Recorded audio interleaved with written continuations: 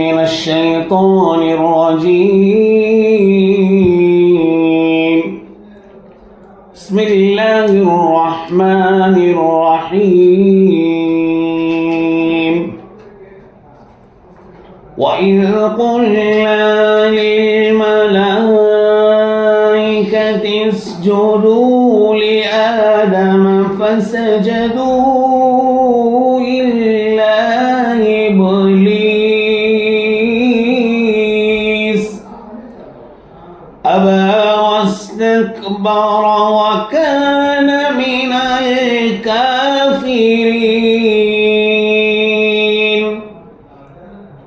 وقلنا يا آدم اسكن أنت وزوجك الجنة وكلا منها رغدا حيث شئتما ولا تقربا هذه الشجرة فتكونا من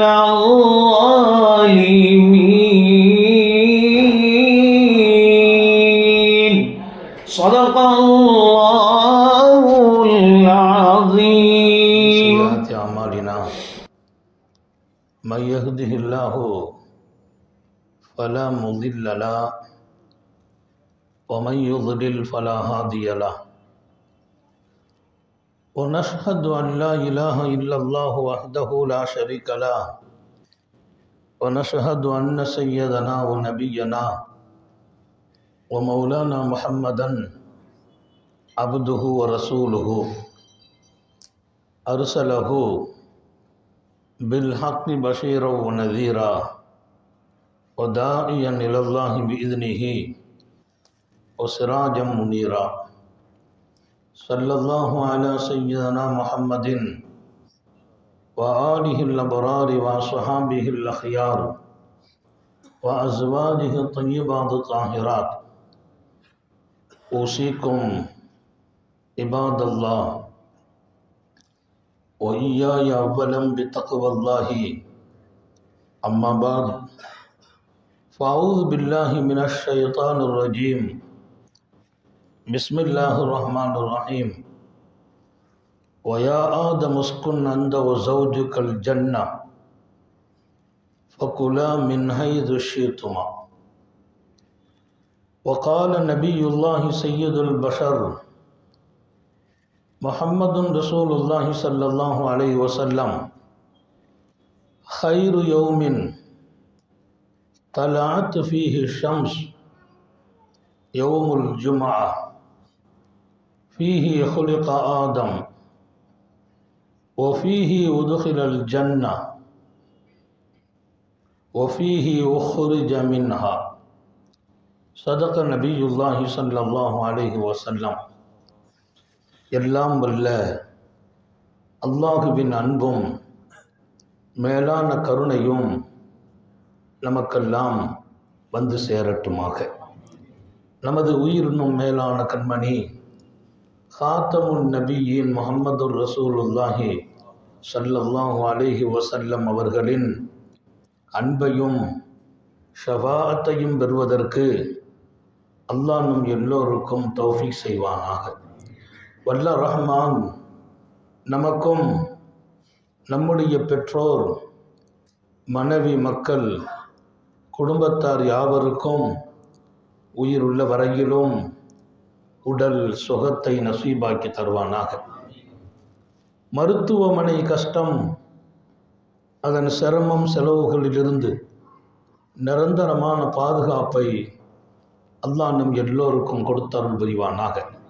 வானம் பூமியினுடைய ஆபத்துகளை விட்டும் முசீபத்துகளை விட்டும் கெட்ட முடிவுகளை விட்டும் நம்மையும் நம் குடும்பத்தையும் பாதுகாத்து அருள் புரிவானாக. அவனுடைய படைப்புகளின் தீங்குகள் அனைத்திலிருந்தும் நம்மையும் நம் சமூகத்தையும் காத்தருள் புரிவானாக. அல்லாஹுவின் மகத்தான பேரருளால் சிறப்பும் அருளும் நிறைந்த நம்முடைய பாக்கியமான இந்த மஸ்ஜிதில் இன்றைய தினம் அல்லாஹுவின் மிகச்சிறந்த படைப்புகளான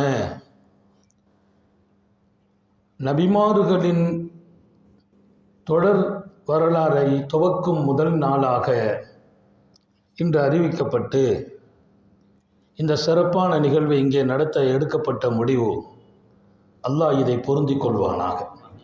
தொடர்ந்து நடைபெறுவதற்கும் அதை கொண்டு மக்கள் பயன்பெறுவதற்கும் அருள் பாலிப்பானாக. சிறப்பான இந்த மஸ்ஜிதின் பாக்கியம் நிறைந்த தலைமை இமாம், எங்களுடைய அன்பில் நிறைந்த மரியாதைக்குரிய அல்லாமா அலாவுதீன் ஹஜரத் தாமத் பரக்காத்துகும் அவர்கள், சிறப்பான நமது பள்ளியின் பாக்கியமான தலைவர் அல்ஹாஜ் எல்கே சாஹிப் அவர்கள், சங்கை மிக்க செயலாளர், துணைத் தலைவர் உட்பட துணை பொறுப்பாளர்கள், நிர்வாகிகள் எல்லோருக்கும், குறிப்பாக இங்கே வருகை புரிந்திருக்கிற ஜமாத்தார்கள், எங்கள் நண்பர்கள், முரீதுகள், மாணவ கண்மணிகள், உஸ்தாதுமார்கள், இங்கே சிறப்பாக கராத் ஓதி அமைத்த மரியாதைக்குரிய ஹதரத்து பெருந்தகை உட்பட எல்லோருக்கும் துஆ செய்து துவக்கம் செய்வேன். நண்பர்களே, அல்லாஹு படைத்த படைப்புகளில் அற்புதமான படைப்பு என்று பெருமக்கள் குறிப்பிட்டு, அவன் படைத்த படைப்பு ஒன்றல்ல, தரையிலும் கடலிலும் மாத்திரமல்ல, வானிலும் ஆயிரக்கணக்கான படைப்புகளை படைத்த ரப்பு. அவன் படைத்த படைப்புகளிலெல்லாம் எல்லா வகையிலும் அற்புதம் நிறைந்த படைப்பு என்று அவனே வியந்து சொன்ன வார்த்தை. வியந்து அல்லாஹ் போற்றுகின்ற இடம் மனித படைப்பு.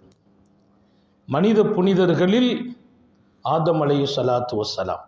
இது வரலாறை நினைவுகூரும் இடம் என்பதால் நான் வெளியே அதிகம் போக விரும்பவில்லை. ஆதம் அலைஹிஸ்ஸலாம் ஒரு சரித்திரம், மனித சரித்திரத்தின் துவக்கம். அவர்கள்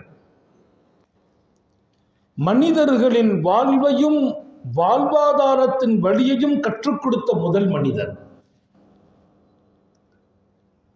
மனிதனின் ஆற்றலுக்கு வித்திட்டவர்கள்.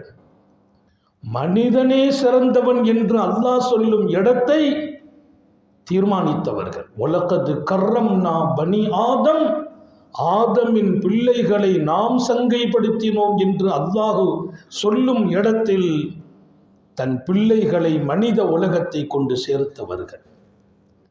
அவர்களை பாராட்டுவது மாத்திரமல்ல, அவர்களை படைப்பதில் அல்லாஹ்வுக்கே பெருமை இருந்தது, பிரியம் இருந்தது, வியப்பு இருந்தது.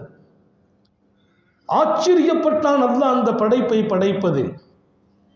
அவர்கள் மீது அவன் கொண்ட அந்த பேரன்புதான் திருக்குர்ஆன் நெடுக நீங்கள் திறந்தால் 25 இடங்களில் ஆதம் என்ற பெயரை அல்லாஹ்வே உச்சரித்தார். திருக்குர்ஆனில் 25 இடங்களில் ஆதம் என்ற அந்த பெயரை அல்லாஹ் உச்சரித்தார். யாருக்கும் கொடுக்காத சிறப்பு, மனிதர்களிலேயே யாருக்கும் இல்லாத 4 சிறப்பை அவர்களுக்கு கொடுத்தே படைத்தார். அவர்களின் படைப்பை தொடர்ந்து அந்த 4 பாக்கியம். முதலில் அல்லாஹ் சொன்னான், ஹலக்து பியதை, என் கரத்தால் படைத்தேன் என்றான். எத்தனை பெரிய பாக்கியம்! என் கரத்தால் ஆதமை படைத்தேன்.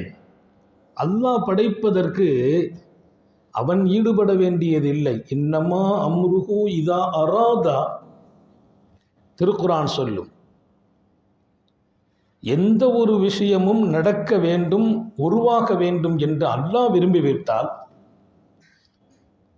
ஷையன் ஐயகூட லஹு கும் ஃபயக்கும், ஆகு என்பான், ஆகிவிடும். மரம் ஆகச் சொன்னான் ஆனது, மலை ஆகச் சொன்னான் ஆனது, நூற்றுக்கணக்கான உயிரினங்கள் அவன் ஆகும் என்றான், ஆகிவிட்டது. அதுதான் அல்லாஹ்வின் படைப்பு. அவன் சக்தி, அவன் அற்புதம், அவன் வலிமை குறித்து பேசும் இடத்தில் இப்படி சொன்னான் ரப்புல் ஆலமீன். அதிலும் குர்ஆனின் இதயம் என்று சொன்ன யாசீனை அந்த வார்த்தையை நிறைவாகப்படுத்தி சொன்னான். எந்த காரியத்தை நான் முடிவு செய்தாலும், உருவாக்க நினைத்தாலும் ஆகு என்பேன், ஆகிவிடும். ஹலக்து பியதை, ஆதமை மாத்திரம் என் கையால் படைத்தேன், என் கரத்தால் படைத்தேன். ஷைத்தான் சஜதாவுக்கு மறுத்த போது அல்லாஹ் கேட்ட வார்த்தை என்ன தெரியுமா?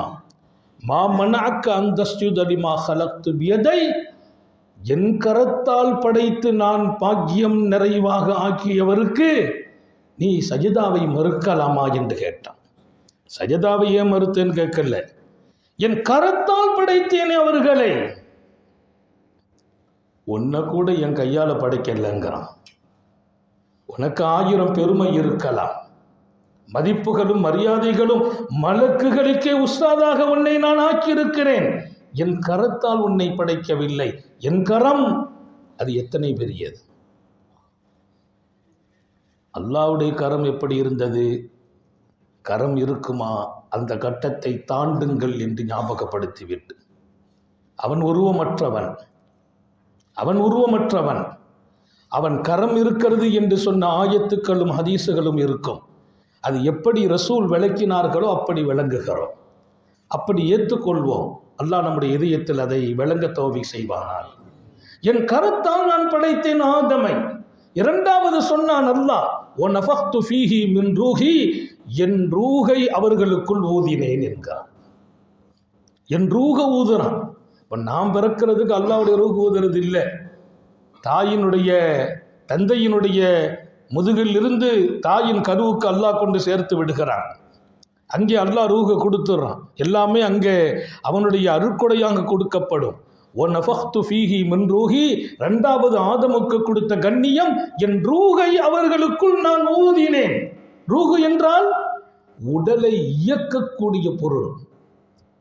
அத்தனையிலும் அந்த ரூஹு எந்த இடத்தில் கட்டானாலும் மனிதன் வாழ முடியாது. உடல் அனைத்திலும் ஓடும் ஒரு பொருள் இருக்குமா? அது ரூஹு. ஆதமுக்கு ரூஹை நான் கொடுத்தேன், அவர்கள் மூச்சுக்காற்றில் நான் இருந்தேன் என்றான் அல்லாஹ்.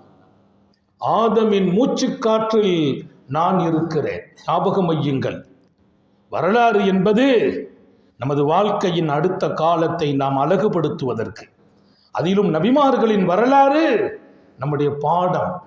தெரிந்து கொள்ள வேண்டிய கடமையும் கடப்பாடும் நமக்கு இருக்கிறது. என் ரூஹை அவர்களுக்குள்ளால் நான் ஊதினேன் என்றான் அல்லாஹ். மூன்றாவது சொன்ன மிகப்பெரிய பாக்கியம், ஆதம் அலைஹிஸ்ஸலாம் அவர்களுக்கு என் படைப்புகளில் விசேஷமான சிறப்பான உலகத்தை இயக்கும் படைப்பாக மலக்குகளை படைத்திருக்கிறான் அல்லாஹ். மலக்குகளுடைய படைப்பு ரொம்ப வித்தியாசம். உலகத்தை இயக்கிறது அவங்க தான். ஹயாத்தை கொடுக்கறதுலேருந்து, மௌத்தை கொடுக்கறதுல இருந்து, ரூக வாங்குறதுல இருந்து, மலையை இறக்கிறதுல இருந்து, இரணத்தை கொண்டு வருவது, பிரச்சனையை தீர்த்து வைப்பது, எங்காவது ரப்புக்கு மாத்தமாக நடந்தால் அவர்களை எதிர்த்து போர் செய்வது, போர்க்களம் உட்பட உலகத்தில் நிகழ்வுகளை நடத்துவதற்கு அல்லாஹ் தீர்மானித்த படைப்புகள் மலக்குகள். இன்னும் சொன்னால் அல்லாஹ் நபிமார்களை படைத்து அவன் புறத்தில் இருந்து உள்ள அந்த மகத்தான ஞானங்களையும் வேதங்களையும் கொண்டு வரும் பொறுப்பும் மலக்குகளை சார்ந்தது.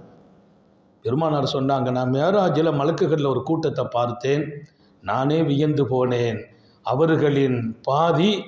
அவர்களின் உடலில் பாதி பனிக்கட்டிகளால் ஆயிருந்தது, இன்னொரு பாதி நெருப்பால் ஆயிருந்தது. பாதி உடல் பனிக்கட்டி, பாதி உடல் நெருப்பு. என் ரப்பின் வல்லமை எத்தனை பெரியது தெரியுமா?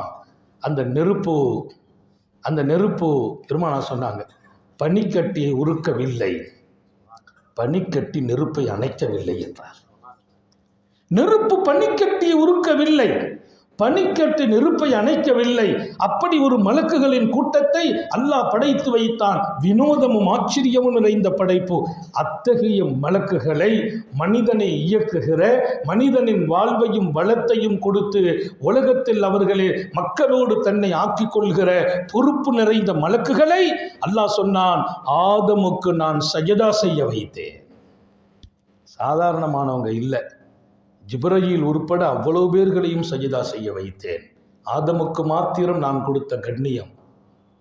நாலாவதாக ஆதம் அலைஹிஸ்ஸலாம் அவர்களுக்கு உலகத்தின் பொருள்கள் அனைத்தையும் கற்றுக் கொடுக்கிற ஆசிரியராக நான் இருந்தேன் என்றார். ஒவ்வொருவர்களுக்கும் ஆசிரியர்கள் இருக்கிறார்கள். ஆதம் அலைஹிஸ்ஸலாம் அவர்களுக்கு அனைத்து பொருளையும் அல்லாஹுவே கற்றுக் கொடுத்தான். முதல்ல மனித உலகம் துவங்குது, பூமினா என்னன்னு தெரியணும். இது பூமி, இது கடல், இது வானம், இது மனிதன், இது கட்டை, இது பொருள், இது பாத்திரம், இது அகப்பை. தப்சீரில் எழுதுறாங்க. எதை கற்றுக் கொடுத்தான் அல்லாஹ்? அஸ்மா, ஒவ்வொரு பொருளின் பெயர்கள். பேர் இல்லைன்னா ஊமை ஆகிடுவோம். அது என்னதுப்பா, இப்படி தான் காட்டணும். இதுக்கு ஒரு பேர் இருக்குது, அந்த பேர் தெரியல, ஏதாவது ஒரு அளவுகோலை சொல்லணும். இந்த கட்டைக்கு பேர் தெரியல, இப்படி இருக்கும்ல அப்படி இருக்கும்லன்னு சொல்லணும். அல்லாஹ் சொன்னான், பெயர் சொற்கள் அனைத்தையும் ஆதமுக்கு நாம் கற்றுக் கொடுத்தோம். தப்சீரில் எவ்வளவு பெரிய ஆழம் காணுகிறார்கள். அஸ்மா குல்லஹா, எல்லா பெயர்களையும். எந்த அளவிற்கு? சின்ன பொருள்கள் உட்பட ஒரு கரண்டி கூட இது கரண்டி என்று அல்லாஹ் கற்றுக் கொடுத்தான் ஆதமுக்கு. அனைத்து பெயர்களையும் நாம் கற்றுக் கொடுத்தோம். ஆதமுக்கு நானே ஆசிரியர் என்றான் அல்லாஹ்.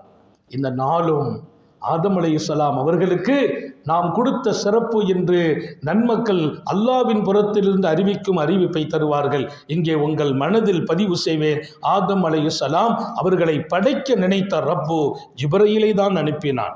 நீங்கள் செல்லுங்கள், எனக்கு பிரியமான படைப்பு என்றான். அது அடுத்த கட்டம். எனக்கு பிரியமான ஹப்புல் ஹல்கி இலை, நாம் பிரியப்பட்டு ஒரு படைப்பை படைக்க போறேன்னா ஜிப்ரீல் அப்ஜெக்ஷனே செய்ய மாட்டாங்க. ஓகேண்ணா, என்ன செய்யணும்? இந்த பூமியில் போய் அந்த படைப்புக்கு நான் தயார் வைத்திருக்கிற பொருளை எடுத்துட்டு வாங்க. என்ன எடுக்கணும்? மண்ணை எடுத்துட்டு வாங்கங்கிறான். எங்கே போய் எடுக்கணும்? உலகத்தில் இருக்கிற எல்லா பாகத்திலிருந்தும் எடுக்க வேண்டும். நான் ஆதம் அலைஹிஸ்ஸலாத்தின் வரலாற்றை போய் படிக்க போன போது ரொம்பவே வியந்து போனேன். அப்படி சக்தி வாய்ந்த படைப்பு. உலகத்தின் எல்லா பாகத்திலும் அடுத்த நிமிடம் காரியத்தை சாதிக்கும் ஆற்றல் ஜிப்ரீல் அலைஹிஸ்ஸலாமுக்கு இருந்தது. உலகத்தின் ஏதோ ஒரு பாகத்தில் நான் போக முடியும், வர முடியும். உலகத்தின் அனைத்து பாகத்திற்கும் நீங்கள் செல்லுங்கள். அனைத்து பாகத்திலிருந்தும் மணல் எடுக்க வேண்டும். அது அடுத்த நிமிடம் முடியும். அல்லாஹ்வின் பெரும்படைப்பு. அவர்கள் போறாங்க, உலகத்தின் எல்லா பாகத்திலும் மணலை எடுக்க. அவங்க போய் இறங்கி கை வைக்க போன போது பூமி சொன்னதாம். அல்லாமா இப்னு இஸ்ஹாக் எழுதுவாங்க, வரலாறு பூரா ஆற்றல் மிக்க மார்க்கம் இமாம்கள், மார்க்கத்தின் மிகச்சிறந்த உலமாக்கள் அங்கீகரித்த வரலாற்று ஆசான்களால் சொல்லப்பட்ட செய்திகளை மாத்திரமே பதிவு செய்கிறேன். பூமி சொன்னது ஜிப்ரீலை பார்த்து, அஊது பிக், அஊது பில்லாஹி மின்க், அல்லாஹ்வை கொண்டு உங்ககிட்ட இருந்து நான் பாதுகாப்பு தேடுறேன், என்னை தொடாதீங்கன்னு சொல்லிச்சு. நான் எனக்கு பிரியமான படைப்பை படைக்கப் போகிறேன். ஜிப்ரீல், பூமியின் எல்லா பாகத்திலிருந்து மணல் எடுத்து வாருங்கள். அந்த மணல் தான் அந்த மனிதனுடைய மூலப்பொருள். அந்த மண்ணு தான் மூலப்பொருள். மண் எடுத்துட்டு வர சொல்றான் அல்லாஹ். பூமி சொன்ன வார்த்தை ஹதீஸில், வரலாற்றில், அஊது பில்லாஹி மின்க், அல்லாஹ்வை கொண்டு உங்கள்கிட்ட இருந்து நான் பாதுகாப்பு தேடுறேன், என்ன தொடக்கூடாதுன்னு சொல்லிச்சு. ஜிப்ரீல் ஸ்டாப் ஆகிட்டாங்க. அவங்க நினைச்சது என்ன? அல்லாஹ்வை கொண்டு பாதுகாப்பு தேடுறேன், ரப்பை கொண்டு ஒரு பொருள் பாதுகாப்பு கேட்ட பின்னால் நம்ம தொடக்கூடாது. நேராக திரும்பி வந்துட்டாங்க. அல்லாஹ் கேட்டான், என்னாச்சு, எடுத்துட்டீங்களா? எல்லாம் தெரியும், எல்லாம் தெரியும் ரப்புக்கு. அவன் கேட்கிறான், எடுத்தீர்களா? இல்லை, அது பாதுகாப்பு கேட்குது. மணல், பூமி அல்லாஹ்வை கொண்டு பாதுகாக்கிறேன், என் பாதுகாப்பு தேவை, என்னை தொடாதுன்னு சொல்லிச்சு. நான் எப்படி எடுக்கிறது? வந்துட்டேன், பரவாயில்ல. ரெண்டாவது மீகாயில் அலைஹிஸ்ஸலாம் அல்லாஹ் அனுப்புகிறான். மீகாயில் அலைஹிஸ்ஸலாத்தை அல்லாஹ் அனுப்புவான். மலக்குமார்களிலே மிகப்பெரிய மலக். பத்ர் களத்தை பற்றி இமாம் புகாரி எழுதுறாங்க. ஸல்லல்லாஹு அலைஹி வஸல்லம் போர்க்களத்திற்கு போன போது நபியின் வடது பக்கத்திலும் இடது பக்கத்திலும் தலப்பாய் அணிந்து 2 பேர் நின்றார்கள். அதுவரையிலும் அவர்களை நாங்கள் பார்த்ததில்லை. யார் என்று கேட்டபோது வடது பக்கம் ஜிப்ரீல் நின்றார், இடது பக்கம் மீகாயில் அலைஹிஸ்ஸலாம் நின்றார். எங்கே? பத்ர் போர்க்களத்தில். ஜிப்ரீலும் மீகாயிலும் இறங்கிய நின்ற யுத்தம் பத்ர் போர்க்களம். இங்கே மீகாயில் அலைஹிஸ்ஸலாத்தை அனுப்பிய போது அப்போதும் பூமி கேட்டுச்சு, அல்லாஹ்வை கொண்டு பாதுகாப்பு தேவை, என்ன தொடாது என்று. அவங்களும் பயந்து வந்துட்டாங்க. அல்லாஹ் கேட்டான், என்னப்பா இப்படி சொல்லும்போது நான் எப்படி எடுக்கிறது? மூணாவது அல்லாஹ் சொன்னான், இஸ்ராயீலை அனுப்பி நீங்கள் போய் எடுத்துட்டு வாங்கன்னா. இஸ்ராயில் அலைஹிஸ்ஸலாம்ங்கிற மலக்கு அவங்க போனாங்க, எடுக்க போனாங்க. பூமி சொல்லிச்சு, பாதுகாப்பு தேடுறேன், அல்லாஹ்வை கொண்டு தொடாது. அவங்க சொன்னாங்களாம், நானும் அல்லாஹ்வை கொண்டு உண்ட பாதுகாப்பு தேடுறேன், அவன் கட்டளை நிறைவேற்றாம நான் போறது விருத்து பாதுகாப்பு தேடுகிறேன். அவங்க சொன்ன வார்த்தை அஊது பில்லாஹ், நான் பாதுகாப்பு தேடுகிறேன் அல்லாஹ்வை கொண்டு. எப்படிப்பட்ட நிலையில் நான் போக வேண்டும்? மின் கபுலி அன்ஹு நஃபித அம்ரா, அல்லாஹ்வின் கட்டளை நிறைவேற்றாமல் நான் இங்கிருந்து விடைபெறுவதற்கு பாதுகாப்பு தேடுகிறேன். நீ பாதுகாப்பு தேடி என்ன தொடாதன்னா என் ரப்பு தொடுன்னு சொன்னான். அவன் தொடுன்னு சொல்லும்போது அவன் கட்டளை முடிக்காம நான் போக முடியாது என்று பூமியை எதிர்த்து நின்று குரல் எழுப்பி மண்ணை எடுத்து கொண்டவர்கள், ஒப்படைத்தவர்கள் இஸ்ராயில் அலைஹிஸ்ஸலாம். மனிதனை படைப்பதற்கு மண்ணு கொண்டு வந்தார்கள். அவங்க கையிலிருந்து மண்ணை வாங்கி அல்லாஹ் படைத்ததால் மனிதனை மௌத்தாக்குற பொறுப்பு அவங்கள்ட்டே ஒப்படைச்சிட்டான். அவங்களுக்கு தான் பேர் மலக்குல் மௌத். இப்போ படைக்கிறதுக்கு மண் எடுத்து கொடுத்தது தப்பா? அவனை போய் மௌத்தாக்குங்கிறானே அல்லாஹ். அல்லாஹ்வுக்கு தெரியும் இதில் வலிமையான ஆள் தேவை. ஏன்னா மனிதன் ஒரு காலத்தில் அவங்க மௌத்தாக்கு வரும்போது நேரடியாக வந்தாங்க. அப்படி வரும்போது மூசா நபியை பற்றி புகாரிலே சஹியான கிதாபில் ஹதீஸ் வரும். இதை வந்து நிற்கிறாங்க மௌத்தாக்கனுண்டு. அவங்க கேட்டாங்க மூசா நபி எதுக்கு வந்தீங்க? இல்லை உங்களை மௌத்தாக்க உங்கள் ரூஹை வாங்க அல்லாஹ் சொன்ன வாங்கி அடிச்சிட்டாங்க. இஸ்ராயில் அலைஹிஸ்ஸலாம் அடிபட்டாங்க. அல்லாஹ்ட்ட போய் நின்று அழுதாங்க. அல்லாஹ் அந்த பொறுப்பு வேண்டாம் ரப்பே, அந்த மனுஷன் என்னை அடிச்சு போட்டாரு. ஹதீஸில் வர்ற செய்தி. ஹலீலுல்லா இப்ராஹிம் நபிக்கு ரூஹை கைப்பற்ற வருகிறார்கள். அப்போது ஹலீலுல்லா இப்ராஹிம் நபி கேட்டாங்களாம், எதுக்கு வந்திருக்கீங்க? இல்லை உங்கள் ரூஹை அல்லாஹ் எடுத்துட்டு வர சொல்கிறான். என்ன ஆச்சரியமாக இருக்குது. அவன் என்ன ஹலீல்னு சொன்னான். இப்ராஹிம் நபி கேட்டாங்களாம், அவன் என்ன ஹலீல் என்றல்லவா சொன்னான்? ஒரு காலத்தில் நேரடியாக மலக்குமார்கள் இஸ்ராயில் போய் ரூஹை வாங்க வந்திருக்கேன்னு கேட்பாங்களாம். இப்படியெல்லாம் அடிபட்ட போது தான் அல்லாஹ் சொன்னா இனி ரகசியமாலாம் போங்க, நேரடியாக போகாதீங்கன்ட்டான். நம்மள்ட்டெல்லாம் அவர் நேரடியாக வந்தால் படாத பாடுபட்டிருக்கான். நிறைய சிரமம் ஆயிடும். யாரும் தன் ரூஹை கொடுக்க தயார் இல்லை. ஹலீலுல்லா இப்ராஹிம் நபியை கேட்டார்களாம், நீங்கள் இப்படி ஒரு நிகழ்வு உண்டா? அல் ஹலீலுன் யுமீத்து ஹலீலா. இஸ்ராயல்கிட்ட கேட்குறாங்க, அல்லாஹ்ட்ட போய் கேளுங்க, என்னை ஹலீல் என்றான். ஹலீல்னா என் நண்பன்கிறான் அல்லாஹ். ஒரு நண்பன் நண்பனை மௌத்தாக்குவானான்னு கேட்டுவாங்க. யார் கேட்குறா? இப்ராஹிம் அலைஹிஸ்ஸலாம். நண்பன் நண்பனை மௌத்தாக்குவானா? நேராக வந்தாங்க அல்லாஹ்ட்ட வந்து கேட்டாங்களாம், இந்த மாதிரி அவங்கள மௌத்தாக்க சொன்னிய ரப்பே, ரூஹை வாங்க போனேன். இப்ராஹிம் நபி இப்படி கேட்குறாங்க, ஹலீலுன் யுமீத்து ஹலீலா, ஹலீல் நண்பன் நண்பனை மௌத்தாக்குவானான்னு கேட்குறேன். அப்படியா? நான் ஒரு செய்தி சொல்கிறேன், அதை போய் அங்கே சொல்லுங்கள், கதை சரியாயிடும். நான் அல்லாஹ் என்னான்னு சொன்னால் அங்கே வந்து அங்கே நேராக அல்லாஹ்ட்ட போய் சொன்னேன். அல்லாஹ் இப்படி கேட்டான், எப்படி? ஹலீலுன் யக்ரஹு ஐயல்கா ஹலீலா. போய் அல்லாஹ் இப்படி சொன்னால், எந்த நண்பனாவது தன் நண்பனை சந்திக்க வெறுப்பானா என்று கேளுங்கள். எந்த நண்பனாவது தன் நண்பனை சந்திக்க வெறுப்பானா என்று கேளுங்கள். இப்ராஹிம் என் நண்பர், நான் அவருடைய நண்பன் என்று முகவரிப்படுத்தினேன். அவரை நான் சந்திக்கிறதுக்கு கூப்பிடுறேன். உடனே இப்ராஹிம் நபி சொன்னாங்களாம், அல் ஆன் வக்பில் ரூ, இப்பவுமே ரூஹை வாங்கிட்டு போங்கன்னாங்க. இப்பவுமே ரூஹை வாங்க. இப்ராஹிம் நபி அழகா பேசுனாங்க. அல்லாஹ் அதை விட அழகா பேசுவான் இல்லையா? ஒரு நண்பன் நண்பனை மௌத்தாக்குவானா கேட்ட கேள்விக்கு நண்பன் நண்பனை சந்திக்க வெறுப்பானா என்று கேட்டு அனுப்பிய போது இப்ராஹிம் நபி என் ரூஹை வாங்குங்கள் என்கிறார்கள். இங்கே நான் சொல்ல வரும் செய்தி மிக முக்கியம். பூமியில் மண்ணெடுக்கும் ஆற்றலை அல்லாஹ் இஸ்ராயலுக்கு கொடுத்தான். எனவேதான் ரூஹை வாங்கும் ஆற்றலும் அவர்களிடத்தில் ஒப்படைத்தானோ. அல்லாஹ் படைக்கிறான் பாபாவை. ஆற்றல் மிக்க ரப்பு தன் கையால் படைத்தான். அதை படைக்கிற போது என் ரூஹை ஊதுறங்கிறான். அந்த ரூஹை தலையில் தான் கொண்டு வர்றான். எல்லாரும் தெரியணும். மிக முக்கியமான செய்தியை மாத்திரமே பதிவு செய்வேன். இந்த ஒரு மணி நேரத்தில் ஆதம் அலைஹிஸ்ஸலாத்தின் எல்லா வரலாறையும் இங்கே சொல்ல முடியாது. அது 1000 பக்கங்களுக்கு சொந்தமான வரலாறு. தலையிலே ரூஹு ஊதப்பட்டு பார்வை கண்ணுக்குள்ளே இந்த ரூஹு வருது. கண்ணு பார்க்குது. பார்த்த உடனே சொர்க்கத்து கனியை பார்க்குறாங்க. அல்லாஹு தாலா முதல்ல அவங்கள சுவனக்கனியை தான் பார்க்க வைக்கிறான். அதை பார்க்குறாங்க. அப்படியே ரூஹு வருது. உடம்புக்குள்ளே வந்து வயிற்றுக்குள்ளே ரூஹு வந்தபோது அந்த ஆசை வருது, அதை சாப்பிடணுங்கிற எண்ணம். அந்த ரூஹு அப்படியே கீழே இறங்கி அல்லாஹ்வுடைய ரூஹு ஊதுறான். அது மாதிரி தான் எடுக்கும்போது அப்படி தான் காலில் இருந்து அல்லாஹ் எடுப்பான். ஊதும்போது தலையிலேருந்து ஊதிருக்கான். மௌத்தாகும் போது ரூஹை காலில் இருந்து எடுப்பாங்க.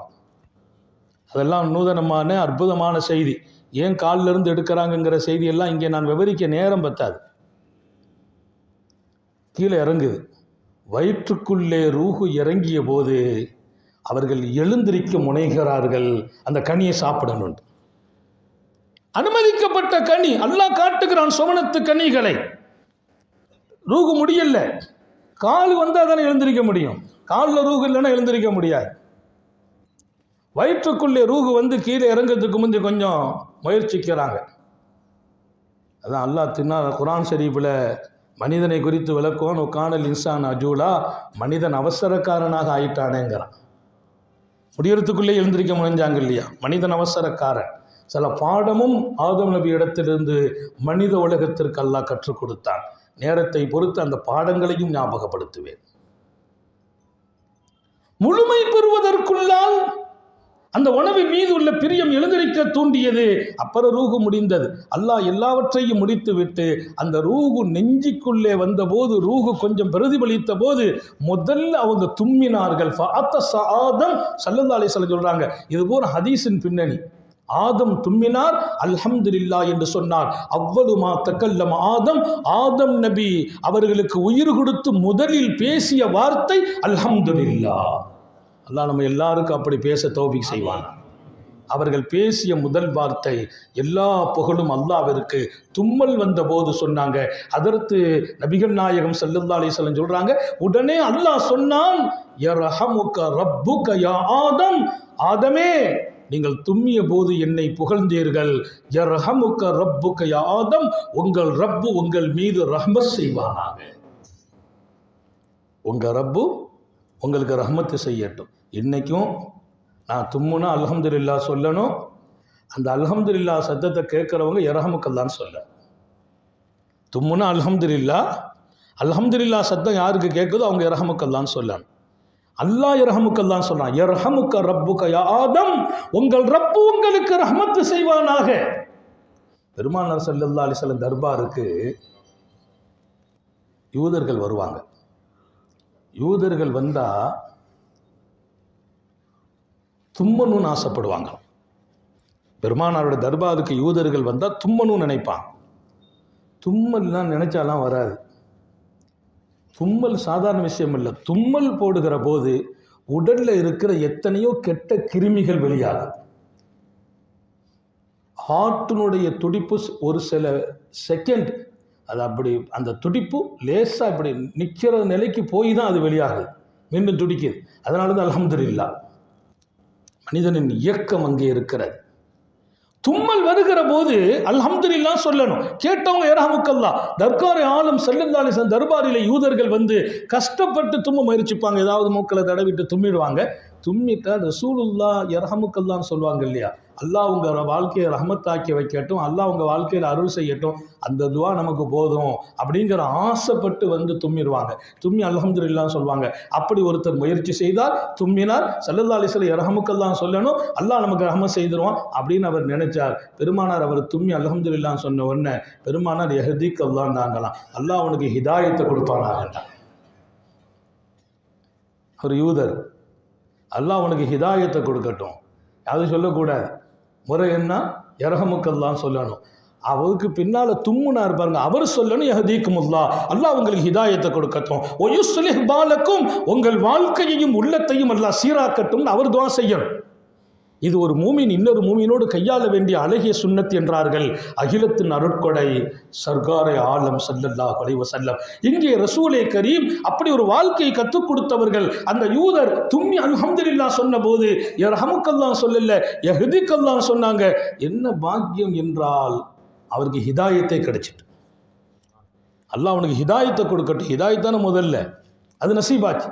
அவ்வளோ பெரிய சக்தி வாய்ந்த வார்த்தை அது. இப்போ பாபா ஆதம் அலைஹிஸ்ஸலாம் தும்முறாங்க, அல்ஹம்துலில்லாஹ் சொல்கிறாங்க. யர்ஹமுக ரப்புக்கு, உங்கள் ரப்பு ரஹ்மத்து செய்வான் என்று அல்லாவே சொன்னான். அவங்க படைப்பு முடித்த உடனே எழுந்துறீங்கிறான் அல்லாஹ். நேராக போங்க, இலா ஹாவுலாய் இலா ஹாவுலாய், அங்கே போங்கன்னா அங்கே ஒரு கூட்டம் உட்காந்துருக்காங்க மலக்குகள், போய் அவர்களுக்கு சலாம் சொல்லுங்கள் என்றான். முதல் வேலை, முதல் வார்த்தை அல்ஹம்துலில்லாஹ், முதல் வேலை அவங்கள்ட்ட போய் சலாம் சொல்லுங்க. அதற்கு பாபா ஆதம் அலைஹிஸ்ஸலாம் கிளம்புறாங்க.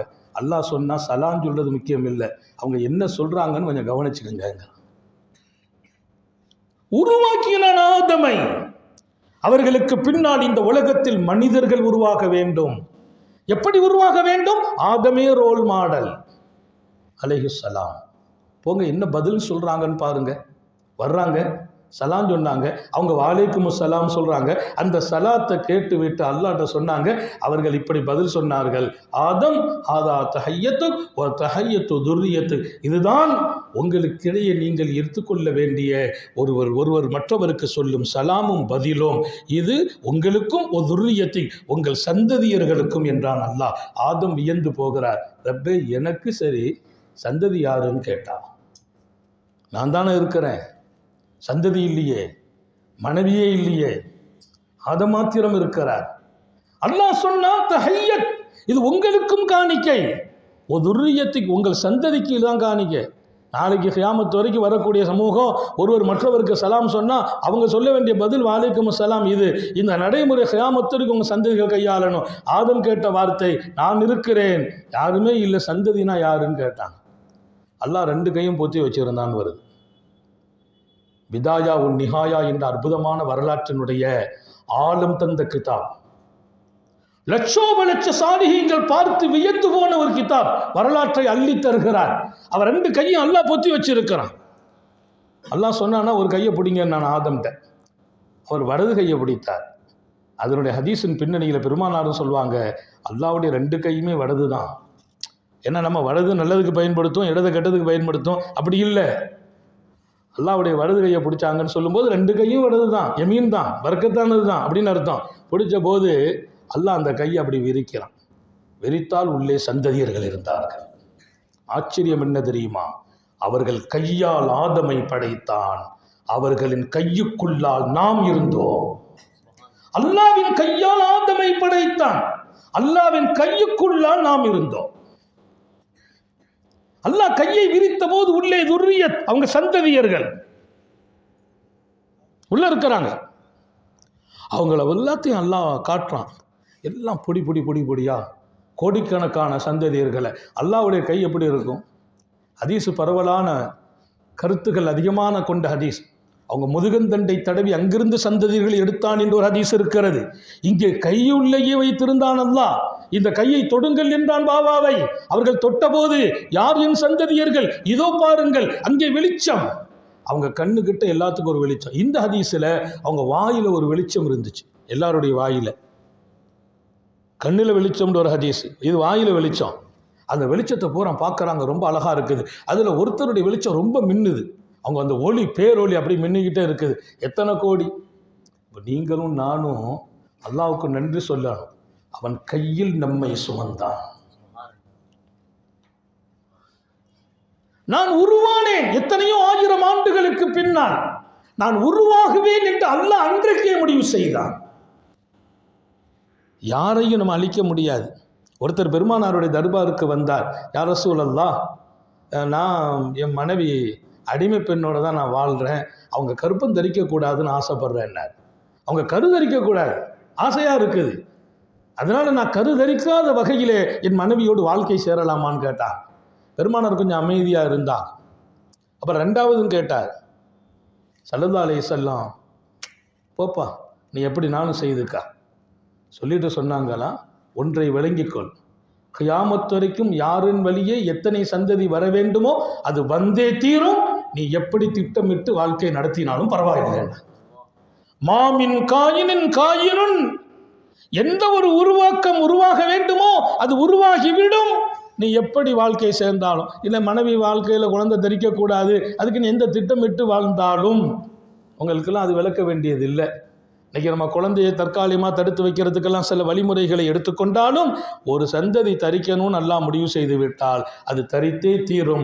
ஏன்? அது நீ எடுக்கிற முடிவல்ல நிறுத்துவது, இப்போது உள்ளதல்ல பிறக்கிறதோ நிறுத்துவதோ. அல்லாஹ் உலகத்தை படைச்சு ஆதம் அலைஹிஸ்ஸலாத்தை படைச்சு கையிலேயே காட்டிட்டான் யார் வரப்போறார்கள். அதில் ஒரே ஒரு அவங்க சந்ததியில் ஒருவர் ரொம்ப ஜொலிக்கிறார். இந்த ஹதீஸை இமாம் திருமதியும் எழுதுகிறார். ரொம்ப ஜொலிக்கிறார். கேட்டாங்க ஆதம் அலைஹிஸ்ஸலாம், யார் ரப்பை இது? உங்க மகன் தான் அல்லாஹ், உங்க சந்ததியில் வர்ற உங்க மகன் தாவூத் அலைஹிஸ்ஸலாம்னா. ஆதம் அலைஹிஸ்ஸலாம் ஏந்துட்டாங்க. தாவூத் நபி வர்றாங்க பிற்காலத்தில். தாவூத் நபி அங்க பார்க்கறாங்க. இது பெருமானார் அறிவிக்கிற ஹதீஸ். இது உங்கள் மகன் தாவூத். அப்படியா? கமமுருகு. வயசு எவ்வளவு வச்சிருக்க அவங்களுக்கு? எத்தனை வயசு துன்யாவில் வாழ்வாங்க? 60 வயசுன்னானா அல்லாஹ். என்ன ரப்பே, இவ்வளவு அழகா என் பிள்ளைக்கு நீ வயசு 60 வச்சிருக்க, 60 எல்லாம் பத்துமான்னு கேட்டான். எங்க பேசுறாங்க? பிறந்த படைக்கப்பட்ட துவக்கத்திலேயே பேசின வார்த்தை, இந்த தன் பிள்ளைகள் மீது அவர்கள் கவலைப்பட்டார்கள். நம்ம மேல கவலைப்பட்டு பேசுறான். என்ன ரப்பே, 60 வயசுங்கிறது அவ்வளவு அழகா இருக்கிறாங்களே, என் சந்ததியில வர்றவங்களை நீ இப்படி வயசை குறைச்சிட்டியே. எனக்கு வயசு எத்தனைன்னு கேட்டான். உங்களுக்கு 1000 வயசுன்னா. எத்தனை வயசு? 1000. அப்போ நான் ஒரு 40 அவருக்கு கொடுத்துட்றேன். நாங்கள் எவ்வளோ கொடுத்துட்றேன்? 40 அவங்களுக்கு கொடுத்துட்றேன், அவங்களுக்கு 100 ஆக்கி வையின்னா. அல்லாஹ் உடனே சொன்னால் அவங்களுக்கு 100 முடிவு பண்ணிட்டேங்கிறான். இது நடக்குது, ஞாபகம் வச்சுக்கோங்க. இதன் தொடரை நான் பின்னாலே வருவேன். பாபா ஆதம் அலைஹிஸ்ஸலாம் அந்த ஒளிமயமான அந்த சந்ததியை பார்த்த போது, அந்த குழந்தையை பார்த்த போது, அந்த ஆலம்ல அது ஒரு உலகம். வயசு 60 பத்தாது, 100 ஆக்குன்னாங்க. 40 என் வயசுல இருந்து கொடுத்து விடு, எனக்கு ஒரு 40 குறைச்சிக்க, 1960 நான் வாழ்ந்துக்கிறேன்னு சொல்லி முடிக்கிறாங்க. அல்லாஹ் கொடுத்தான் என்று ஹாத்தமுன் நபியின் ஸல்லல்லாஹு அலைஹி வஸல்லம் சொல்கிற அந்த விஷயம் இங்கே பெருமக்கள் எழுதுவார்கள். மணல் எடுப்பதில் அல்லாஹ்வின் அற்புதம் இருந்தது, ஆதமை படைப்பதில். ஏன்? மண்ணுக்கும் மனிதனுக்கும், மணலுக்கும் மனிதனுக்கும் சம்பந்தம் உண்டு. மண்ணால் படைத்தான், அந்த மண்ணுக்கும் மனிதனுக்கும் எல்லா பூமியிலும் அல்லாஹ் எடுத்தான். அந்த மண் கருப்பு மணல் இருந்தது, சிகப்பு இருந்தது, புது நிறம் இருந்தது, அந்த மண்ணில் எல்லாம் இருந்தது. வெள்ளை மண்கள் இருந்தது. எல்லாம் ஹார்டான பகுதியில் போய் மண் எடுத்தாங்க, ரொம்ப சாஃப்டான இடத்துல போய் மண் எடுத்தாங்க. எல்லா இடத்திலும் இருந்து மண் எடுத்த போது அந்த மண்ணின் தன்மையில் மனிதர்கள் பிறக்கிறார்கள் என்றார்கள் ஸல்லல்லாஹு அலைஹி வஸல்லம். சில பேர் வெள்ளையா இருக்கிறார்கள், அந்த மண்ணின் அடையாளம். வெள்ளை மண் எடுத்த இடம் அவர்களை வெள்ளையாக பிறக்க வைக்கிறது.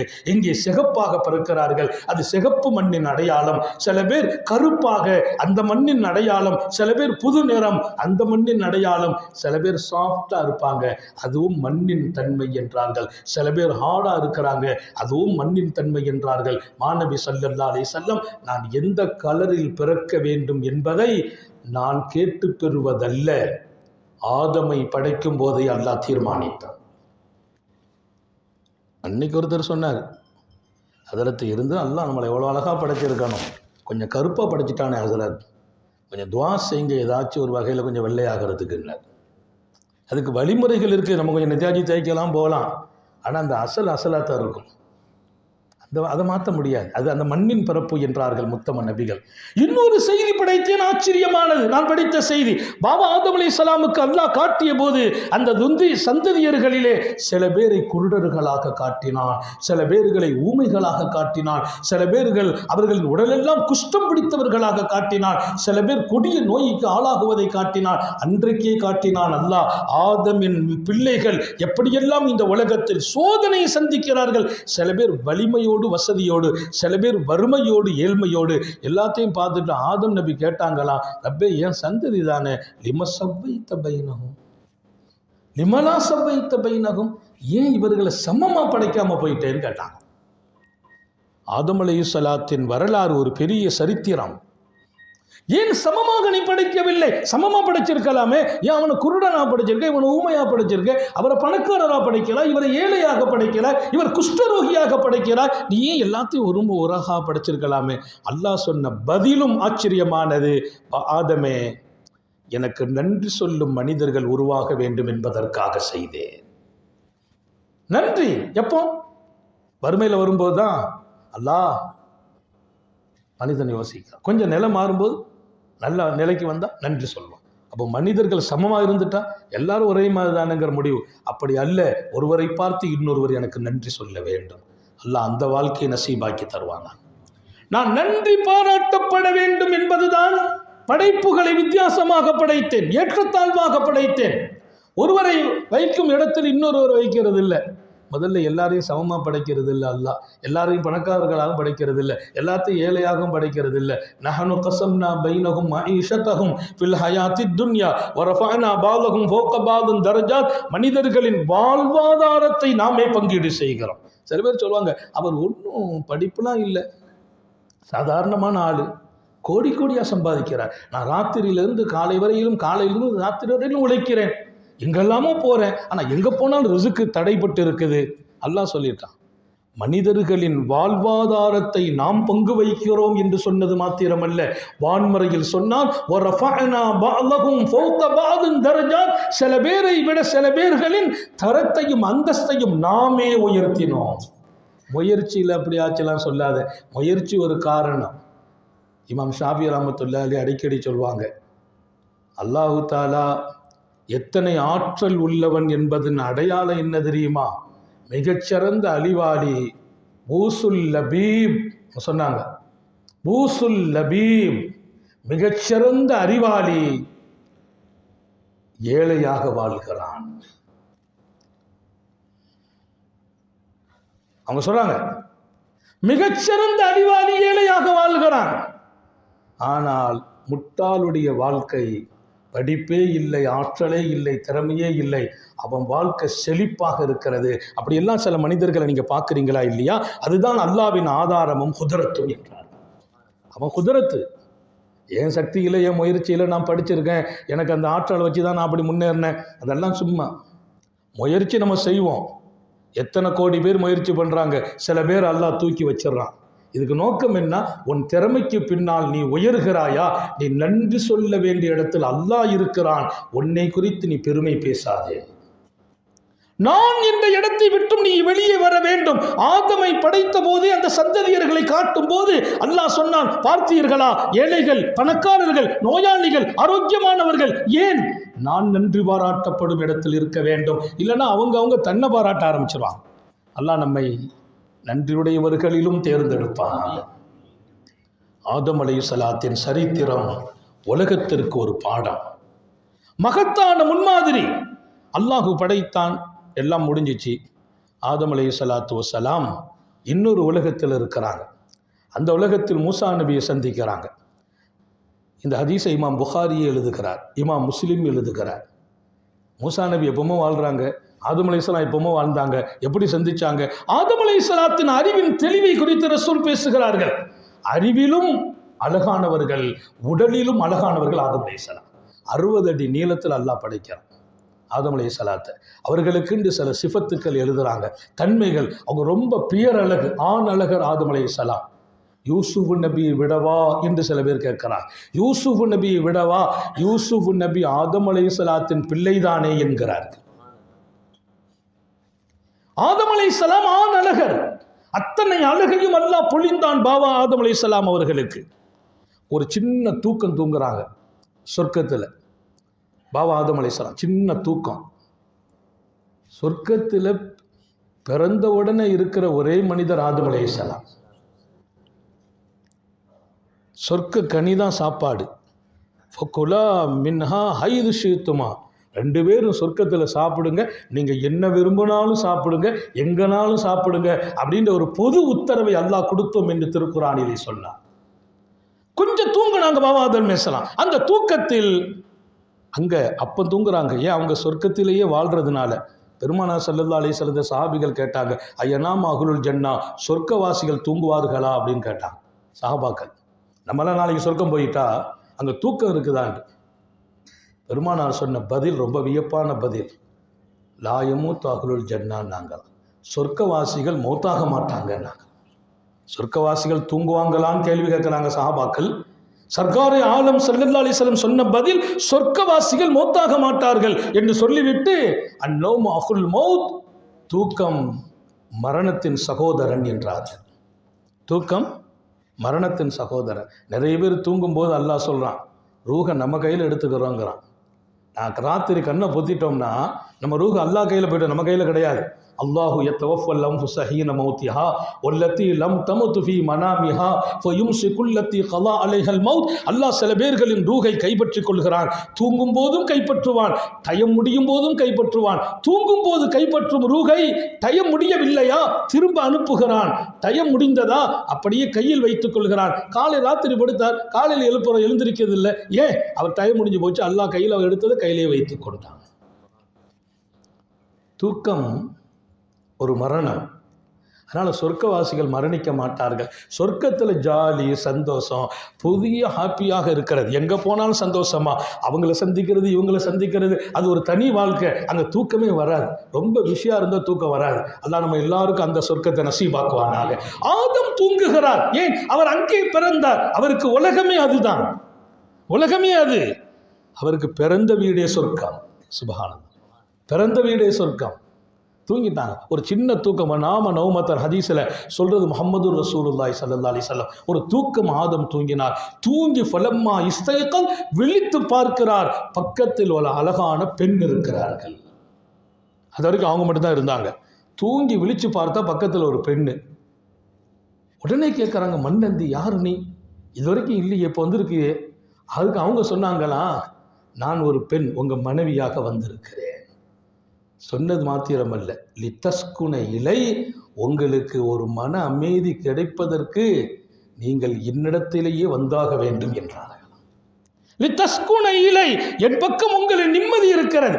சொர்க்கத்தில் பேசின பேச்சு அல்லாஹ் இதை குர்ஆன்லயே இறக்கிட்டான். உங்க மனைவி உங்க நிம்மதிக்குங்கிறான். இன்னைக்கு நிறைய குடும்பத்தில் கணவன் மனைவிக்கு மத்தியில் நிம்மதி இல்லை, சலசலப்பும் சண்டைகளும். அது சொர்க்கத்தில் தீர்மானிக்கப்பட்டதற்கே மாற்றம் செய்ய நினைக்கிறோமா?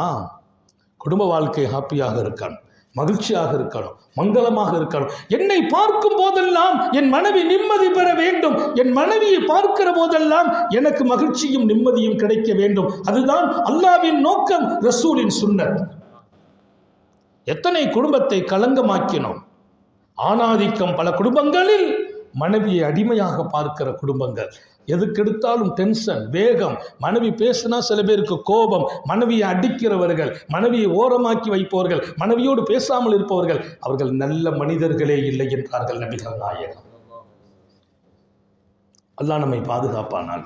குடும்பம் அழகாக வேண்டும், மங்களமாக வேண்டும், மகிழ்ச்சியாக வேண்டும். என் மனைவி என் வாழ்க்கை பார்ட்னர்ஷிப். என் மனைவியோடு நான் தோள் கொடுக்க வேண்டும், துணை நிற்க வேண்டும். எனக்கு வெளியில இருக்கிற டென்ஷன் வீட்டுக்கு வந்தால், மனைவியை பார்த்தால் தனியும் என்றான் அல்லாஹ். என் டென்ஷனை தணிக்கும் இடத்திலும் அவள் இருக்க வேண்டும். அவங்கள டென்ஷன் படுத்தாமலும் நம்ம இருக்கணும். அல்லாஹ் நம்ம எல்லாருக்கும் தௌஃபீக் செய்வாங்க. நிறைய குடும்பங்கள்ல எப்போ பார்த்தாலும் பிரச்சனை. ஒருத்தர் கேட்டாலும் ஒருத்தர்கிட்ட பேயை பார்த்துருக்கலான்ட்டு. அவர் சொன்னாலும் பேயை பார்க்கறது என்ன, 15 வருஷமா பேய் கூட தான் குடித்தனம் படுத்துறேங்கிறார். 15 வருஷமா பேய் கூட தான் வாழ்ந்துகிட்டு இருக்கிறேன். மனைவியை இப்படி சித்தரிக்கிறவர்கள் எப்படி ரசூலின் சுன்னத்தில் வாழ முடியும்? என் மனைவி என் வாழ்க்கையின் நிம்மதி, என் மனைவி என் சொர்க்கம், அவர்களுக்கு நான் சொர்க்கம். பெருமானார் சொன்னார்கள், ஜன்னத்துக்கி ஒன் நாருக்கி, உன் சொர்க்கம் உன் கணவர், உன் நரகமும் உன் கணவர். மனைவி படைக்கப்பட்டதே சொர்க்கத்தில் தான். நீங்க நிம்மதி பெறுறதுக்கு நான் வந்திருக்கிறேன் நாங்க அம்மா. அங்கே நடந்த நிகழ்வு பெருமானார் ஸல்லல்லாஹு அலைஹி வஸல்லம் புகாரியிலே ஒரு ஹதீஸ், இமாம் முஸ்லிமும் பதிவு செய்கிறார். சாந்த நபி ஸல்லல்லாஹு அலைஹி வஸல்லம் மூசாவும் ஆதமும் சந்திக்கிறார்கள். அது ஒரு உலகம். 2 பேரும் சந்திச்சு பேச, மூசா நபி கொஞ்சம் கோபமாக கேட்டாங்க, பாவா உங்களை சந்திக்கணும் ரொம்ப நாளாக எதிர்பார்த்துக்கிட்டு இருந்த, வசமாக வந்து மாட்டினீங்கன்னாங்களாம். என்னப்பா புள்ள சொல்லுன்னு கேட்டாங்க. இல்லை, நீங்கள் சொர்க்கத்தில் அல்லாஹ் உங்களை வச்சான்ல, அவன் கையால் படைச்சான், அவன் ரூஹ ஊதினான், இது பூரா சொல்கிறாங்க. அல்லாஹ் உங்களை தன் கையால் படைத்தான், ரூஹ ஊதினான், தன் ரூகை ஊதினான், மலக்குகளை வைத்து சஜ்தா செய்ய வைத்து இவ்வளவு சங்கைப்படுத்தி விட்டான் அல்லாஹ். அவன் எல்லா பெயர்களை உங்களுக்கு கற்றுக் கொடுத்தான், சொர்க்கத்தையே தங்குமிடமாக தந்தான். யா ஆதம் உஸ்குன் அந்த வஸௌஜுகல் ஜன்னா, ஆதம் நீங்களும் உங்கள் மனைவியும் நிம்மதியா சொர்க்கத்தில் தங்குங்கள் என்றான் அல்லாஹ். சோனபதியில் நீங்கள் தங்கியிருந்தால் நாங்கள் எல்லாம் சொர்க்கத்தில் இருந்திருப்போமே. ஏதாவது அல்லாஹ் வேண்டாம் சொன்ன இடத்துக்கு போய் மாட்டிட்டு எங்களை பூரா இந்த உலகத்தில் கொண்டு மாட்டி விட்டுட்டு எழுவாப்பான்னு கேட்டான். எல்லாத்தையும் இங்க கொண்டு வந்துட்டீங்களே, தாங்கள் மாத்திரமா கீழே இறங்கினீர்கள், உங்களோடு இருந்த நாங்களும் அல்லவா இறங்கி விட்டோம். கொஞ்சம் கோபமா பேசுறாங்க மூசா நபி. இது ஏதோ புராண கதைகள் அல்ல, புகாரி ஷரீஃபின் வரலாறு. எங்களை கீழே இறக்கி விட்டீர்களே, தாங்கள் கொஞ்சம் கட்டுப்பட்டு இருந்திருக்கலாமே என்று கேட்டபோது ஹதரத் ஆதம் அலைஹிஸ்ஸலாம் கேட்டாங்க, மூசா தானப்பா நீன்னாங்க. ஆமா. தௌராத்தை இருக்கனான்ல அல்லாஹ் உனக்கு? ஆமா. தௌராத்தை ஓதி இருக்கியான்னு கேட்டாங்க. அம்மா ஓதி இருக்கேன். தௌராத்தில் இருக்கிற வாசா ஆதம் ரப்பஹு பகவா, ஆதம் நபி ரப்பிட்ட இப்படி ஒரு மாத்தமான நிகழ்வுக்கு வருவாங்க, ஆதம் இப்படி ஒரு தப்பு பண்ணிடுவாங்க, அந்த மரத்தில் போய் சாப்பிடுவாங்க அப்படின்னு தௌராத்தில் இருக்கான்னு கேட்டாங்க. ஆமாம். தௌராத்து எப்போ எழுதுனான்னு தெரியுமா?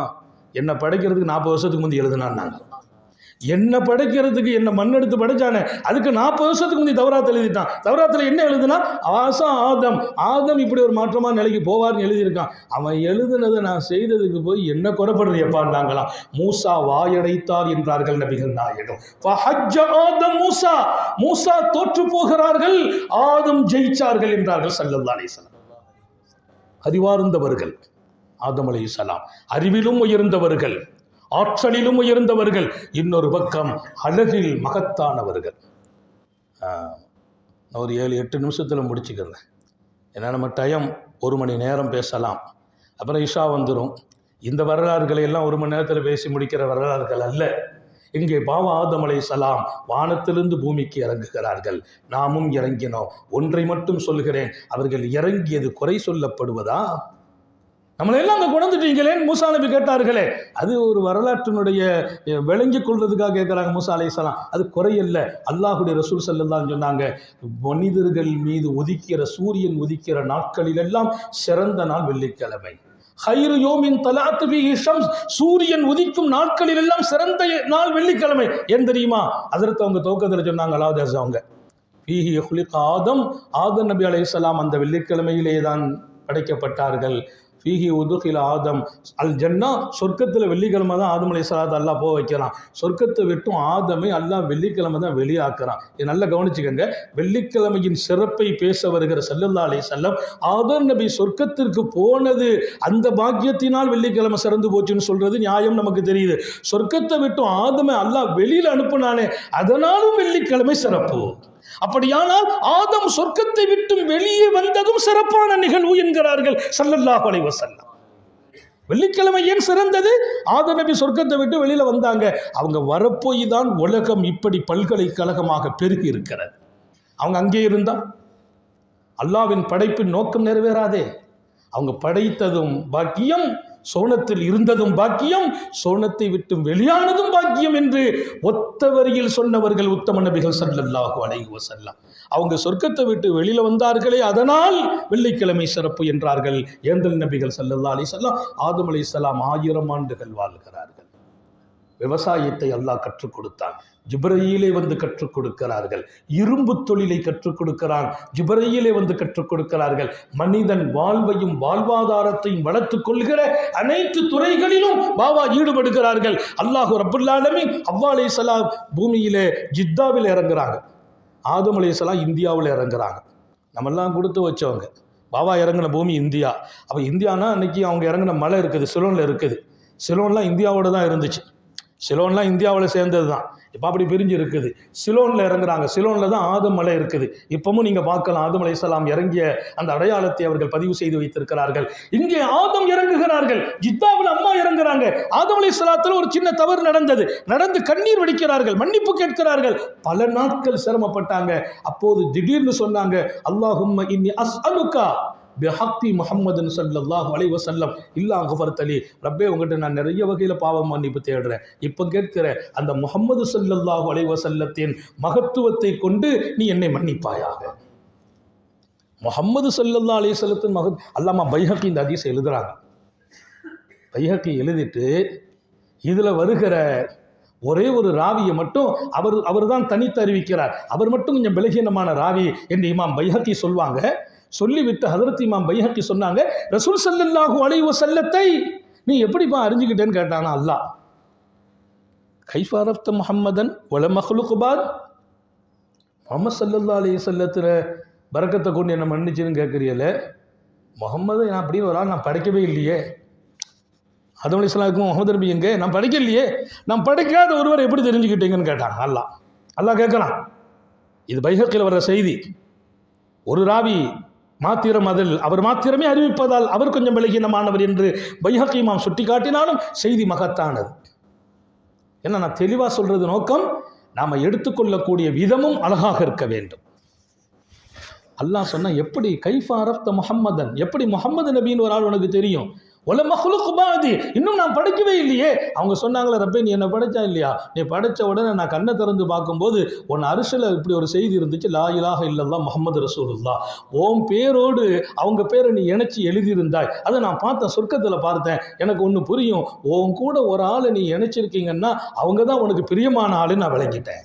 உன்னோட வருது லா இலாஹ இல்லல்லாஹ் முஹம்மது ரசூலுல்லாஹ், லா இலாஹ இல்லல்லாஹ் மூஸா கலீமுல்லாஹ், லா இலாஹ இல்லல்லாஹ் இப்ராஹிம் கலீலுல்லாஹ். ஒவ்வொரு காலத்திலும் லா இலாஹ இல்லல்லாஹ் இருக்கும், அந்த நபியுடைய பெயரோடு அது இணைஞ்சிரும். ஆனால் சொர்க்கத்தில், எல்லோருக்கும் சொந்தமான சொர்க்கத்தில் முஹம்மது ரசூலுல்லாஹ் அவங்க பேரை உன் கூட இணைச்சி சொர்க்கத்திலே நீ ரெக்கார்ட் பதிவாக்கிட்டியே. அதனால நான் கேட்டேன், விளங்கிட்டேன், அவங்க தான் உனக்கு பிரியமான ஆளு. அல்லாஹ் சொன்னானா, சதக்த ஆதம், நீங்கள் உண்மையை சொன்னீர்கள். ஓ அஹப்புல் ஹல்கி இலை, நான் படைத்த கோடிக்கணக்கான படைப்புகளில் அவர்களே எனக்கு பிரியமானவர்கள். அல்லாஹ் நமக்கு அந்த உம்மத்தில் பிறந்த பாக்கியம், கருணை உள்ள ரப்பு இன்னும் அருள் பாலிப்பானாக. லவ்லாஹுமா ஹலக்த யா ஆதம், அவங்க இல்லைன்னா உங்களை கூட படைச்சிருக்க மாட்டேன்னா அல்லாஹ். யார? ஆதம் நபியே. அவங்கள சொல்லி கேட்டுட்டீங்க, நான் உங்களை மன்னிச்சிட்டேன்னா அல்லாஹ். மன்னிப்பு கிடைப்பதற்கும் பாவா தேர்ந்தெடுக்கப்படுவதற்கும் உயர்த்தப்படுவதற்கும் அவர்களின் வளமான வாழ்க்கையை தீர்மானிப்பதற்கும் முஹம்மதுர் ரசூலுல்லாஹ் அல்லாஹ் அதையும் ஒரு காரணமாக்கி வைத்தான். 1000 வருடங்கள் இந்த உலகத்தில் வாழ்ந்து 1000 வருஷத்துக்கு 40 வருஷம் பாக்கி. வானத்திலிருந்து மலக்குமார்கள் பூரா வந்துட்டாங்க. ஆதம் அலைஹிஸ்ஸலாத்துட்ட என்ன விஷயம்? அவங்க பிள்ளைங்களை அனுப்பி சொன்னாங்களா, சொர்க்கத்து கனி. பாவா அங்கே வரும்போது சில பொருளை கொண்டு வந்தாங்க, அதில் சொர்க்க கனிகளை கொஞ்சம் கொண்டு வந்திருந்தாங்க. சொர்க்கத்து கனி அதை நிறைய இடத்துல விதை போட்டிருந்தாங்க. அந்த கனியை கொஞ்சம் எடுத்துட்டு வாங்கம்மான்னு சொல்றாங்க. பாவா பிள்ளைங்க எடுக்க போறாங்க, ஆதம் அலைஹிஸ்ஸலாத்தின் மக்கள் எடுக்க போறாங்க. அப்படி போற போதுதான் வழியில மலக்குமார்களை சந்திக்கிறாங்க. ஆதம் அலைஹிஸ்ஸலாம் கொண்டு வந்த பிரதான பொருள்களில் ஒன்று ஹஜ்ருல் அஸ்வத். ஹஜ்ருல் அஸ்வத் சொர்க்கத்திலிருந்து கொண்டு வந்தாங்க. அது எப்படி இருக்கும்? பெருமானார் ஸல்லல்லாஹு அலைஹி சொல்லுவாங்க, பாலை விட வெண்மையாக, வெள்ளியை விட வெண்மையாக, அவ்வளவு வெண்மையான கல். அந்த கல்லை காபாவில பதிச்சு உலகம் உள்ளவரையிலும் மக்கள் அதை தொட்டு முத்தணும், முகம் வச்சு முத்தணும். அதை முத்தும் போதெல்லாம் அந்த கல்லின் கண்ணியம் தெரிகிறது. ஆதம் அலைஹிஸ்ஸலாமும் நினைவுக்கு வருகிறார்கள். அவங்க கொண்டு வந்தது இன்றைக்கும் இருக்கிறது. நீங்கள் முத்தி முகம்பட்டு கைப்பட்டு அந்த கல் பாவத்தை வாங்கி அது கருப்பாகி போனதுன்னா, நீங்க கருப்பு அஜுல்ல சொல்லி கருப்பா இருக்கும், அது பாலை விட வெண்மையானது, வெள்ளியை விட வெண்மையானது வருது. நீங்க போய் பாருங்க, ஹஜ்ஜுல் அஸ்வத் இப்பவும் இருக்குது. ஃப்ரீயா இருக்கும்போது பாருங்க, எல்லாம் தொழுகை நேரத்தில் பார்த்தா அந்த கல்லை பார்க்கலாம். அதுக்கு மேலே ஒரு மூடி போட்டுருக்காங்களா, அது பால் மாதிரி இருக்குது. உள்ளுக்கு இருக்க கல் கருப்பா இருக்குது. நம் பாவத்தை சுமந்த கல். இன்னும் சொன்னாங்க பெருமானார், நாளை மறுமையில் இந்த கல் உங்களுக்காக சாட்சி சொல்லும் என்றார்கள். மனிதர்களுக்கு சாட்சி சொல்லுகிற கல் அந்த கல். இவர்கள் உன்னுடைய காபா வந்து வலம் வந்தவர்கள் என்று சாட்சி சொல்லும். அந்த கல் பாவா கொண்டு வந்தது. சொர்க்கத்தின் கனிகளை கொஞ்சம் கொண்டு வந்திருந்தாங்க. அந்த கனியை போய் எடுத்துட்டு வாங்கன்னு அனுப்புறாங்க. அந்த கனியை எடுக்கிறதுக்கு பிள்ளைங்க வரும்போது அந்த நேரத்தில் தான் மலக்குமார்கள் வர்றாங்க. மலக்குமார்கள் கொஞ்சம் அட்வான்ஸாக ஒரு தடவை வந்தாங்க. வந்து ரூஹை கைப்பற்ற வரும்போது பாவா கேட்டாங்களாம், என்ன எதுக்கு வந்திருக்கீங்க? அல்லாஹ் உங்களை ஹயாத்தை ரூஹை எடுத்துட்டு வர சொன்னா. என்ன எடுக்க சொன்னா? எப்படி எடுப்பான்? எனக்கு 960 வயசு தான் ஆச்சு, இன்னும் 40 வருஷம் பாக்கி இருக்குன்னாங்களாம். இல்லை உங்கள் மகன் தாவூதுக்கு நீங்கள் கொடுத்துட்டீங்களாமா? தாவூதாவது மகனாவது, யாருக்கும் நான் கொடுக்கலன்றான். தாவூதாவது மகனாவது எங்கே கொடுத்தேன்? ஆதம், ஆதம் மறுத்தார். ஹதீஸ்ல வருது, நான் தாவூதுக்கு கொடுக்கல. இந்த ஹதீஸை இமாம் திருமதி அறிவித்த ஹதீஸ், அது சஹியான ஹதீஸ். நான் தாவூதுக்கு கொடுக்கல. இல்லை நீங்கள் கொடுத்தீங்க, நான் கொடுக்கலப்பா. மலக்குமார்கள்ட்ட அவங்க வாதம் பண்ணுவாங்க. ஏன்னா அது அந்த உலகத்தில் நடந்தது. அல்லாவுடைய கையில் பார்த்தாங்க சந்ததியை, 40 வயசை கொடுன்ட்டாங்க. இப்போ ரூஹ் எடுக்கும்போது அந்த பொதுவாக மனுஷன் போகும்போது யாருக்கும் அவ்வளோ விருப்பம்லாம் வர்றது இல்லை. இருக்கிற வரைக்கும் வாழ்ந்துக்கிட்டு இருப்போம். போகணும், அல்ல நாளைக்கு ஒன்று கூப்பிட்றானா ரொம்ப யோசிப்போம். ஏதாவது சதகதுக்காக கொடுத்தா கொஞ்சம் 2 மாதம் அட்வான்ஸாக கொஞ்சம் பிற்படுத்தி போடுவானா அல்ல. ஏதாவது ஒருத்தர் கேட்டார், ஹதரத் டாக்டர்கள்லாம் கைவிட்டுட்டாங்க, கல்யாணம்லாம் முடிக்கணும்னா முடிச்சு வைங்கன்னு சொல்கிறாங்க, எனக்கு 2 மாதம் டைம் கொடுத்துருக்காங்க, ஏதாச்சும் அது ஒரு 2 வருஷமாக தள்ளிவிட முடியுமான்னு கேட்டேன். தள்ளிவிடலாங்க, வழி இருக்குது. ஒரு மனிதனுடைய விதியை மாத்துறதுக்கு 2 விஷயம் நாங்கள் ஸல்லல்லாஹு அலைஹி வஸல்லம், ஒன்று தர்மம், இன்னொன்று துஆ என்றார்கள். தர்மத்தால் உன் விதியை மாற்ற முடியும், துஆவால் உன் விதியை மாற்ற முடியும். 40 வருஷம் இன்னும் ஹயாத்தை எழுதிடுவான், சதகாவை கொண்டு எழுதுவான். நான் அல்லாஹ் நம்முடைய ஹயாத்தில் பறக்க செய்யட்டும், தர்மமுடைய நம்முடைய சுகத்தில் பறக்க செய்யட்டும். நான் நிறைவுக்கு வருகிறேன். ஆதம் அலைஹிஸ்ஸலாத்தின் வரலாற்றின் சுருக்கம், அதிலும் குறிப்பாக கடைசி வரைக்கும் கொண்டு தர வேண்டும் என்பதற்காக. இது ஒரு அழகிய வாழ்க்கையும் வரலாறும், 1000 பாடங்களுக்கு சொந்தமான வரலாறு. ஆதம் மறுக்கிறார் என்று சொல்லதோடு நிறுத்தல ஸல்லல்லாஹு அலைஹி வஸல்லம். வஜஹத துர்ரியத்துஹு, ஆதமின் சந்ததியர்களும் மறுப்பார்கள் என்றார்கள். அங்கே டிக்ளர் ஆகுது. ஒன்றை சொல்லுவாங்க, சொல்லிட்டு நான் சொல்லவே இல்லைன்றவாங்க, கையெழுத்து போடுவாங்க, நான் போடல, இது யார் கையெழுத்தோ மாற்றி போட்டுக்காங்கன்றவாங்க. மனிதர்கள் மறுப்பார்கள், செய்ததை இல்லை என்று சொல்வார்கள். அதோடு நிறுத்தவில்லை. ஒனசிய ஆதம் ஒனசிய துர்ரியத்து, ஆதம் மறந்து விட்டால் அவர்கள் சந்ததியர்களும் மறப்பார்கள். இன்னைக்கு மறதி நம்ம சொத்து மாதிரி. மறதி அங்கிருந்து உருவானது. ஆதம் அலைஹிஸ்ஸலாம் மறக்கிறார்கள். அங்கு காணல் இன்சான் அஜூலா, மனிதன் அவசரக்காரன். இந்த உம்மத்தும் அவசரப்படும். நம்ம அவசரம் பல நேரங்களில் அவசரம் பெரிய பாதிப்பு. அல்லாஹ் சொன்ன அவசரம் வேண்டான்னா, பெருமானா சொன்னாங்க நிதானம் வாழ்க்கையாக இருக்கட்டும் என்றார்கள். பாவாவினுடைய அந்த அவசரத்தை அல்லாஹ் விரும்பவில்லை. நீங்கள் அவசரப்படாதீர்கள். அல் அஜலத்து மின ஷைத்தான், அவசரம் அது ஷைத்தானின் குணம். அல்லாஹ்னாத்து மினல்லாஹ், நிதானம், யோசித்து ஒரு காரியத்தை செய்யுங்கள், அது அல்லாஹ்வின் குணம் என்றார்கள். அகிலத்தின் அருட்கொடை முஹம்மது ரசூலுல்லாஹி ஸல்லல்லாஹு அலைஹி வஸல்லம். அப்போ அங்கே பாடம் 3 பாடம். அவசர வாழ்க்கையில் எப்பவும் கூடாது. அவசரப்பட அல்லாஹ் பிரியப்படுறதே இல்லை. தொழுகைக்கு கூட காம சொல்லிட்டாங்க. ஜமாத்து நடக்குது, ஃபர்ஸ்ட் ரக்காத்தை படிக்கணும். ஒருத்தர் ஓடி மூச்சு இலைக்க வரும்போது பெருமானா சொன்னாங்க, எதுக்குப்பா ஓடி வர்ற? இல்லை அந்த ரக்காத்தை படிக்கணும். வேண்டாம், ரக்காத்தை படிக்கணும்னா முந்தியே வந்துருங்க. அப்படி இல்லைன்னா நீங்கள் நிதானமாக வந்து அந்த ரக்காத்து தப்புனாலும் பின்னால் எஞ்சி தொழுங்கள். தொழுகைக்கு கூட அவசரப்பட்டு வராதீர்கள். அந்த முதல் ரக்காத்தை படிக்கணும்னா 4 மணி நேரத்துக்கு முந்தி வாங்க. இபாதத்துக்கு கூட அவசரம் வேண்டாம். சில இடத்துல மட்டும்தான் அவசரத்தை அனுமதிச்சாங்க. இன்ஷா அல்லாஹ் நான் முடிக்கிறேன். ஹஜ்ரத் ஆதம் அலைஹிஸ்ஸலாம் கடைசி. அல்லாஹ் சொன்னான், பரவாயில்லப்பா, தாவூத் நபிக்கு 40 கொடுத்துட்டாங்க, அந்த 40 நம்ம ஏற்றுக்கிட்டோம், அதனால அவங்களுக்கும் 100 கொடுத்துருங்க, இவளுக்கும் 40 கிஃப்டாக கொடுங்கன்றான் அல்லாஹ். 960 40 கிஃப்ட்டு. மறந்துட்டார் பாவம், மறந்துட்டார் ஆதம். இப்போ மறுக்கிறார். ஒரு கிஃப்ட் நான் கொடுத்துட்றேன், 40 கொடுங்க. ஆதம் அதுக்கு பின்னால் 40 வயசு வாழ்கிறாங்க. 1000 தான் அவங்க மௌத்து வருது. வரும்போது அங்கே பழம் எடுத்துகிட்டு வாங்கங்கிறாங்க. சொர்க்கத்து கனியை பிள்ளைங்க எடுக்க வராங்க. மலக்குமார்கள் வந்துட்டாங்க. எங்கேப்பா போகிறீங்கன்னு கேட்டாங்களாம். வாப்பா சொர்க்கத்து கனி. இல்லை வாப்பா டைம் முடிச்சுட்டு வாங்கன்னு கூப்பிட்டு போயிட்டாங்க. போனால் அங்கே போயிடா வாப்பாவுடைய ரூஹு முடியும் போது ஷீஸ் அலைஹிஸ்ஸலாம், ஆதம் அலைஹிஸ்ஸலாத்தினுடைய அந்த மனைவி குடும்ப வாழ்க்கையிலே அல்லாமா இப்னு அசீர் காமில் ஃபித்தாரிக்னு ஒரு கிதாப் எழுதியிருக்காங்க. காமில் ஃபித்தாரிக், வரலாற்றினுடைய முழுமை பெற்ற ஒரு கிதாப் அது. அதில் இப்னு அசீர் சொல்கிறாங்க, ஒரு பிரசவத்தில் 2 குழந்தை பெறுவாங்க ஹவ்வா அலைஹிஸ்ஸலாம். ஒரு ஆண் ஒரு பெண். ஒரு பிரசவத்தில் 2 குழந்தை. இப்போ ஆதம் அலைஹிஸ்ஸலாத்தினுடைய ஹவ்வாவுடைய இணைப்பில் கிட்டத்தட்ட 120 பிரசவம் நடந்தது. 120 பிரசவம் என்றால் 240 பிள்ளைங்க.